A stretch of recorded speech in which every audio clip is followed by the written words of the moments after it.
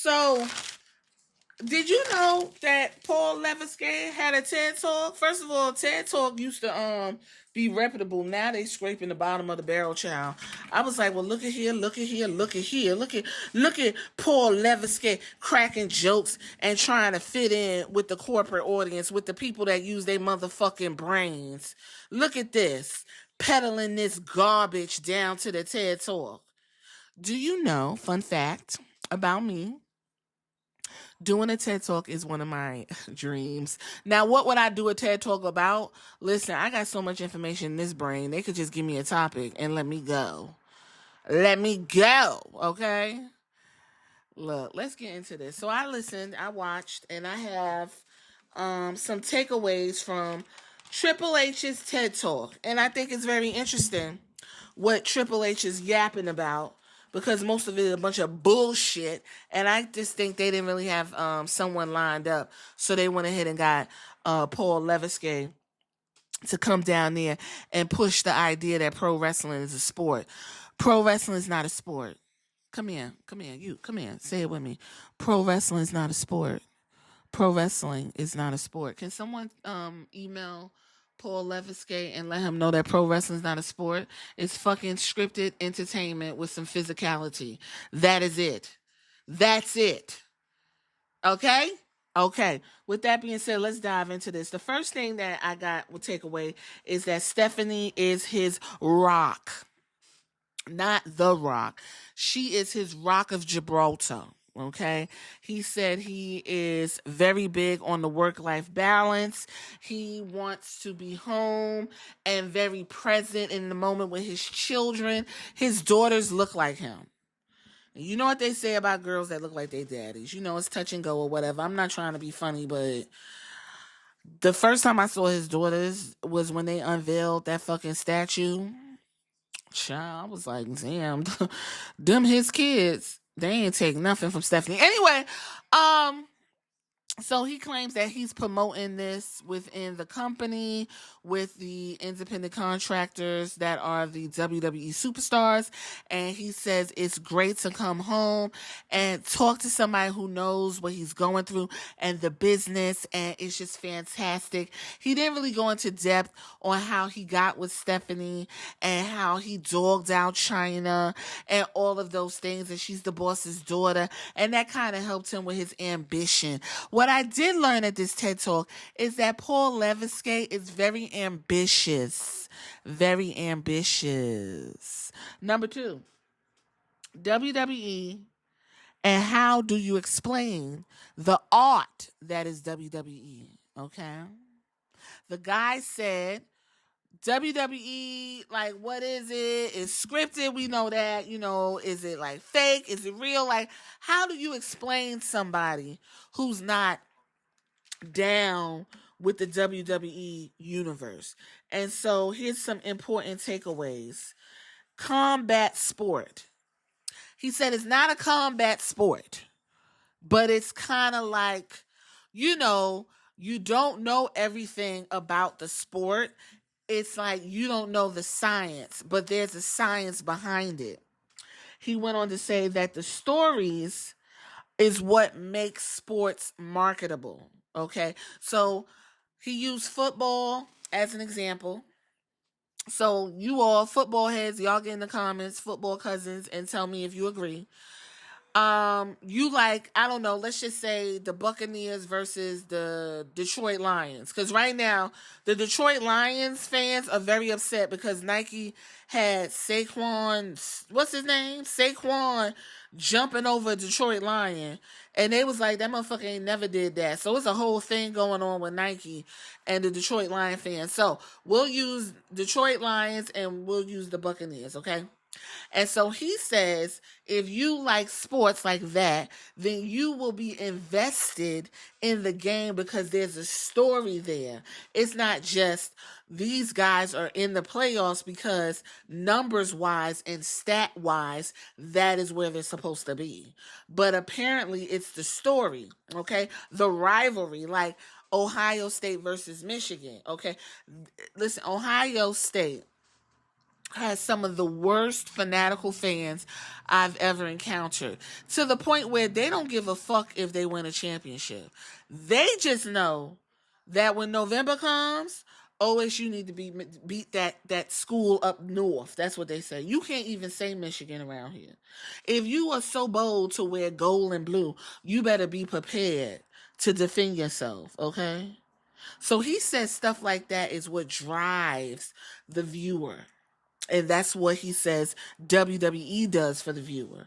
The story is what engages and makes the viewer invested. Then he went on to say the story it's about storytelling. And my eyes popped out my head and hit the computer and went back into my eye sockets, because he said the storytelling that he does is what's driving and pushing the audience to continue engaging in the product. Cousin, I want someone right now to tell me a compelling story in WWE that Paul Leviskay had something to do with, and even gave us a good, clean closure. Now, if you say the big three, was it a good, clean closure? Absolutely the fuck not. Was there points where the ball was dropped? Yes. But when the girls had the time and they got in that ring and told that story the best way they could and gave us them 3 weeks of some hot takes, that's what it was, in spurts. That's not storytelling. Paul Leviskay tells stories in spurts and broken. It's almost like if you go buy a book and you read it from page 1 to 50, and then you put the bookmark in, and then when you pick up the book, you pick it up from 100. That's how he tells stories. I don't know what he's talking about. Then he went on to glaze the WWE programming. He said NXT was developmental. He said ESPN was the best thing that ever happened to him. And he went and said that Raw is on Netflix, which is the best thing that ever happened to the USA. All PLEs is on on Netflix and ESPN. He went on to tout how wonderful that is for us to pay $30. He never mentioned Evolve. Did he forget Evolve was on Tubi? I guess. I don't even know why Evolve exists, and we'll talk about that. Then he says the events is a special and it's a spectacular and a spectacle. The PLEs and events are no longer spectacles. And I think when the guys in the boardrooms and stuff bought the product, I think they were looking at like WrestleMania 13 or something. I think they were looking at when Vince had the like explosions and like all this outrageous shit going on and everything was hectic and it was a lot happening. I think they thought that's what was going on. Right now we have streamlined, shrunk down, less is more idea. Well, less is less because you're not getting more, but you're paying more for nothing. He said, we put on the best shows. It's a spectacle.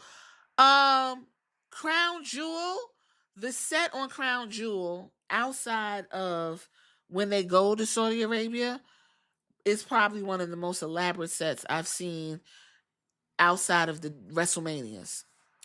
Any other time is just a big HD screen and they just change the colors and put up a new, render. Is War Games gonna look like something? No, it's gonna be War Games plastered on the back, whole bunch of advertisement and LED boards. Gone are the spectacles of a big giant fist on SmackDown or explosions and like people running and alarms going off on Raw. Right? Or when PLEs or pay-per-views used to be individualized and you could remember when you watched, SummerSlam or the one-offs like the one I just did, right? The Big Boot and Stomping Grounds. Individualized. Going on those. Those are gone. Those are gone. Number 3, superstars. He kept saying that he's telling a story with the superstars. And this is where I said, didn't I fucking tell you? He said, just think of Rock. Just think of Rocky. I told y'all that is the only story this motherfucker knows how to tell is Rocky. We got Rocky 1, Rocky 2, Rocky 3, Rocky 4, Rocky 5. I don't know if he's using the Creed series. Okay. When Rocky came back, like, he said, if you think about Rocky, there was minimal fighting. It was mostly storytelling. But here's the thing about Rocky. In Rocky 1, you got to meet Rocky Balboa, right? And you got to meet Adrian. And you got to see that they were basically poor, trash, out of the cold streets of Philly. And you got to see them fall in love. I even think Adrian's character was one of the first autistic characters on screen. Because the way she was acting, child. But he brought her out her shell when he chopped her down on that couch. Okay? Rocky was a big, lovable dummy. But he wasn't dumb. Undereducated, yeah. But he had dreams and he had goals. And Adrian said, I'm going to be the one to help you. Adrian was his rock. I think Paul Leviskay think he's Rocky Balboa. Well, Paul Leviskay, absolutely the fuck not. Okay? And then you go into Rocky 2. Right? What happened in Rocky 2? He met the big bad of Apollo Creed. Maybe that's why there's no black men on any of the pay-per-views. They became real good friends after Rocky 2, right? And then what happened Rocky 3? The best Rocky, by the way. Motherfucking Clubber Lang. Ooh, let me tell you something. Mr. T was probably about 26 in that movie. My God, when he was doing them pull-ups, and he was like, ooh, child. Mr. T. Give him a round of applause. 1984, Mr. T.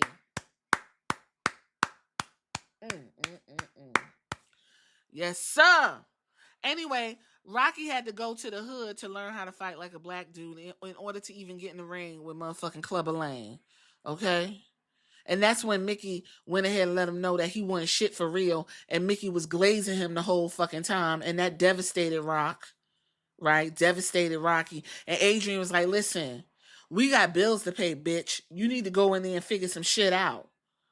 Is you scared or is you? He was like, I'm scared. And that's when fucking Apollo was like, yo, I'm going to go ahead and take you back to my stomping grounds, and I'm going to show you how you need to work with Clubber Lang. That is the one thing I don't like about Rocky 3.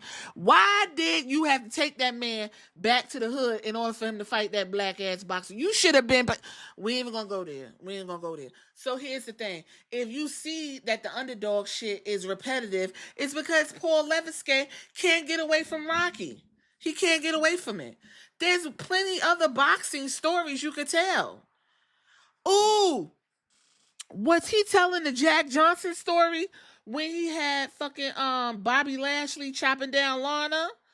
Ooh, I did not know that. I just found some tea, child. Oh, Jack Johnson, right? Child, Jack Johnson story off the chain. Y'all know that whole sex trafficking law was literally written for Jack Johnson. Because he was taking them white women and handling them any which way but loose. And them white men was roused up. But ain't nobody was fucking with Jack Johnson because he was a big black man. He was beating up them people. And he was the world heavyweight champion too at the time. And that's when boxing was like prestigious as fuck. Child, they put the Mann Act. Was all because this man was chopping down them white women. He didn't give a fuck. And this is the 1930s. Child, his story is off the chain. So that's where Bobby Lashley and Lana came from. Okay, moving right along. Because, you know, I had to take notes. Number 4, writers and creatives. He said, we got a large crew. No shit. A large crew of white males in their middle age. No young guys. You already saw some of the writers. No young guys. No, outside interference. No kind of cohesion. These guys don't ask the damn pro wrestlers what their character is. They don't get no kind of input. They just go, come up with shit, and give it to the worker. That's it. He claims the biggest characters and the biggest storylines is what they focus on. I would like somebody to tell me what's the biggest storyline right now in WWE. Tell me what the biggest storyline right now in WWE is. If I had to choose, I guess it's Division. I don't even know what the biggest storyline is right now. He said Mania ends the story and the Monday after Mania starts it. Well, that's a lie. That's a lie. We've been in the Bloodline Vortex going on 6 years. He says the way he does it is the North Star of the WWE, the quarterback. Anyway, he said the North Star is basically the compass. So his North Star is WrestleMania, and he has to figure out ways how to get there. And you know, you got all kind of stuff and roadblocks. People get injured, and life happens, and we got to be ready to pivot. Let me tell you something: the pivot ain't pivoting. The pivot ain't pivoting. Okay. Number 5, politics. He is on the fitness council. They said word on the street. They said that the politics is interfering with him working down to the show. They said he's not even at the show like that. Especially SmackDown. SmackDown's left to the Road Dogg, fucking what's his name, Jesse James, Brian James, whatever. They said SmackDown's left to his devices, and then Bruce Pritchard walking around there, you know, yelling at people and shit. So he's on the fitness council. He agrees with everything that Robert Kennedy has to say. Oh my God, I think this is terrible. I think that boys getting circumcised contributes to more autism. What? You believe that? So can you explain why girls get autism? Like, what the fuck? Anyway, his hero growing up is Arnold Schwarzenegger. So I'm assuming he saw Pumping Iron like everybody else. Yes. He said the gym is where dreams are made and legends are born. He gets all of that education and stuff. That's all cute. But in order for success to happen, you got to have good fitness, and it starts in the gym. And I wanted to know was when he was going to mention when he was doing the steroids and hawking Stacker 2 to kids like me at the time, where I almost fucking bust my heart going to the gym, hopped up on epinephrine, you know. Is he going to talk about that? No, because he's self-righteous and he got daughters now. He got daughters, okay? And he said he don't want those transgenders blocking up his daughter. Wait, that was Mark Calloway. But they got the same politics. That's it. School's fine, but gym is the place where you will be successful, and that is what he's going to teach your kid. This is what he said. He's going to teach your kid how to do push-ups. You start on your knees, then you work on a chair, and then you do a full push-up. And once you pass the presidential fitness test, then I guess you're on your way. I don't fucking know. That is all I got. And I'm going to leave it right there. I want y'all to get in the comments and tell me what you think of Paul Levesque's TED Talk.